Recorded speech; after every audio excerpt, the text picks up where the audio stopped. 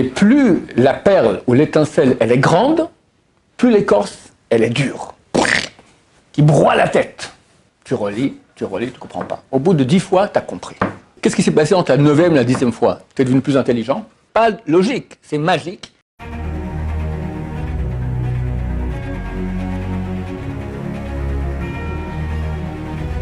Ce jour dédié pour la leçon de l'âme de Jacqueline Bat Ali Zournavacha de mémoire bénie.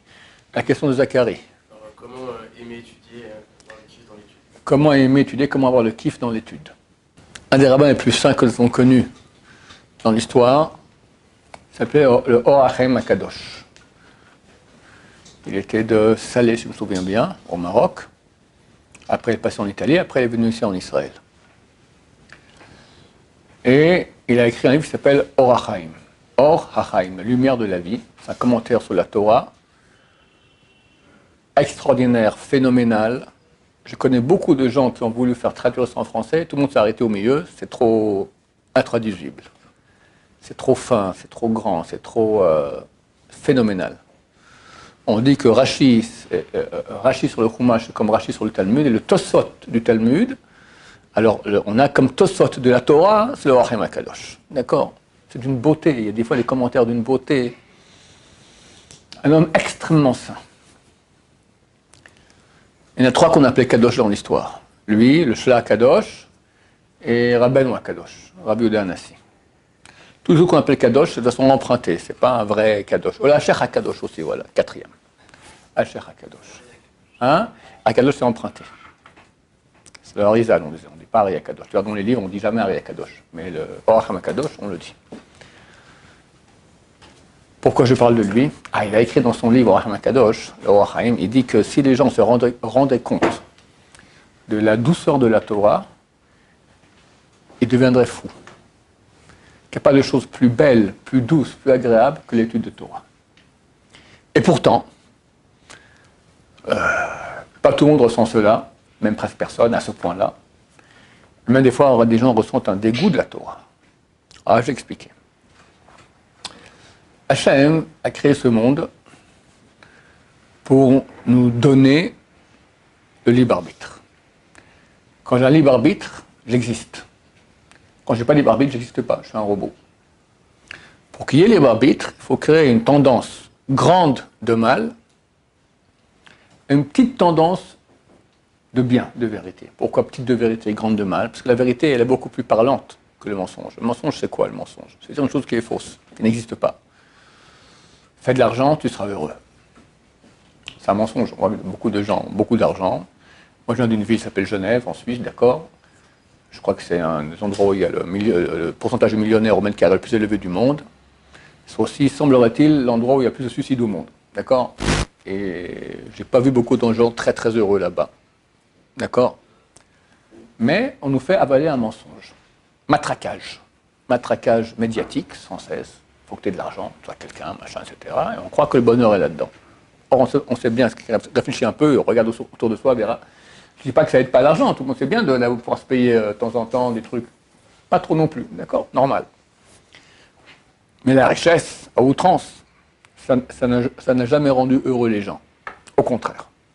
S'il y avait à même puissance un message de vérité que le message de mensonge, personne n'irait après le mensonge. La vérité, elle parle, elle est vraie.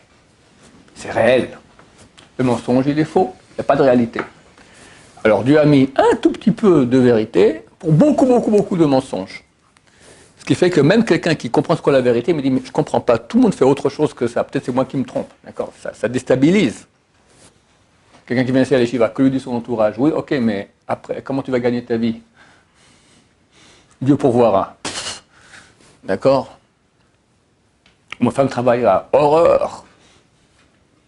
Et pourtant, Am Israël a vécu comme ça pendant 3300 ans. On a survécu de façon tout à fait anormale grâce à Dieu. Donc Dieu, il a mis en place le mensonge et la vérité.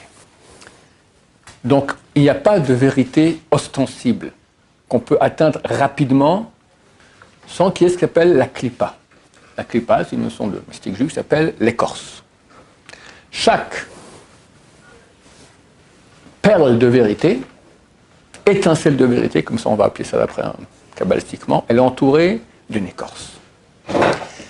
Et plus la perle ou l'étincelle, elle est grande, plus l'écorce, elle est dure. Elle est grande aussi. C'est pour ça d'ailleurs que quand on étudie la Torah, c'est dur.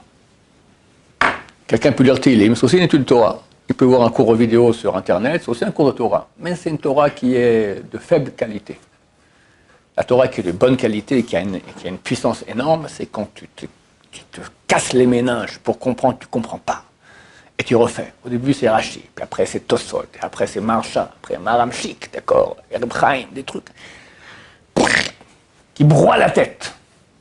Ce travail que nous faisons de se casser la tête, ça casse les clipotes, ça casse les écorces. Preuve en est. Tu lis, allez, à votre niveau, tu prends Gemara, Rashi. Tu ne comprends pas Rashi. Tu ne comprends pas la Gemara. Tu relis. Tu relis, tu ne comprends pas. Au bout de 10 fois, tu as compris.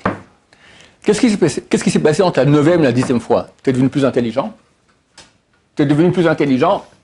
C'est incompréhensible la 9e fois, ça reste incompréhensible. La 10e fois, ce sera toujours incompréhensible. Ou on ne comprend pas.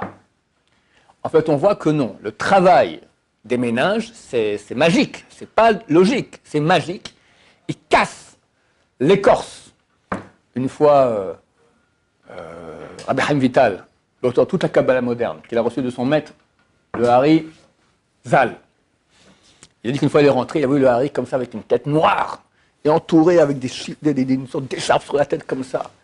Il dit, qu'est-ce qui se passe? C'est 3 jours, il dit que j'essaie de casser, il y a ici un Zohar que je ne comprends pas. J'essaie de casser les clipotes, les écorces qu'il y a autour pour arriver à le comprendre. Et vous tous, quand vous faites ce travail-là, et pas quand le Rav vient vous explique, ah j'ai compris, quand tu te casses la tête, que tu comprends par toi-même, il y a un flux de lumière. Quand j'avais votre âge, on m'aurait donné $1 million. Ça ne vaut pas le bonheur qu'il y a à comprendre que c'était un marchage, je me souviens comme ça. Mais c'est extraordinaire. Un flux de Dieu, doux, bon, extraordinaire, lumière. Donc pour répondre à ta question, on peut sentir la douceur, l'amour de la Torah en se cassant la tête, jour et nuit. Dur, dur, dur. Et quand on comprend, ça amène un flux de sainteté sur nous, le plus grand qu'il puisse y avoir. Le plus grand qu'il puisse y avoir. Baruch Adonai, Amen va Amen.